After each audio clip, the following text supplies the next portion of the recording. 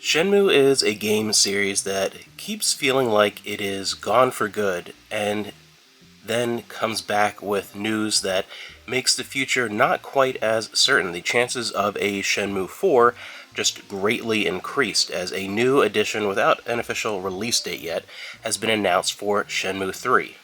A Shenmue 3 Enhanced Edition coming to PlayStation 5, the Xbox series of consoles, and quote-unquote Nintendo, presumably the Switch 2, as well as PC, with a handful of upgrades, improvements. I say that in quotes as it's more of options to tailor the experience, I think, to a wider audience. So not only getting a re-release, but expanding to a new audience with being released on Nintendo platforms.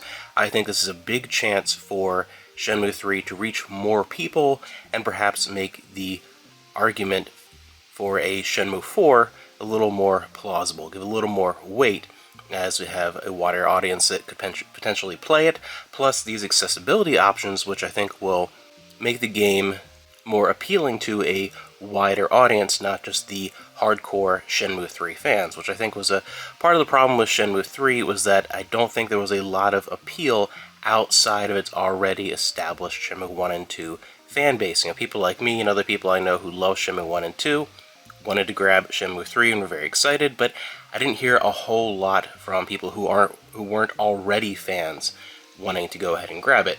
This release will come with some enhanced graphics and performance options, sharper textures, and some faster load times. A lot of these are very non-specific at this point. It has really just been announced that it is something that is going to be coming out. Increased NPC density, really just kind of adding to that realistic feeling that Shenmue 3 already had, as well as some gameplay tweaks and optional classic camera mode, something that feels a little more akin to Shenmue 1 and 2. So you have some options there, as well as some gameplay tweaks, which again, I think this is one of the best things to reach a wider audience.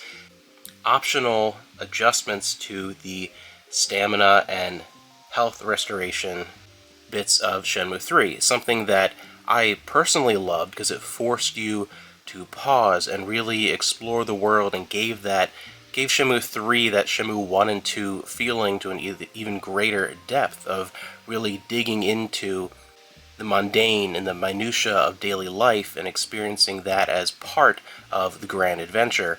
But there were people that didn't like that element, so now there's an option to adjust that. Again, no very specific details yet, but I think that is another huge thing, so that it will appeal to a wider audience, as well as expanded QuickTime event windows, because a lot of people have trouble with the QuickTime events in all the Shenmue games. Not everyone's going to like that, and it can be a barrier to the experience. In Shenmue 3, one thing is that I did feel like the QuickTime events felt more difficult. It felt like there had to be an even more exacting precision, and I think this will be a good little gameplay tweak, as well as some changes to the menu systems. So overall, lots of little tweaks here and there that I think will help it reach a broader audience. And thankfully, it is specified that all of these options, all these new changes, can be toggled on and off to keep the original Shenmue 3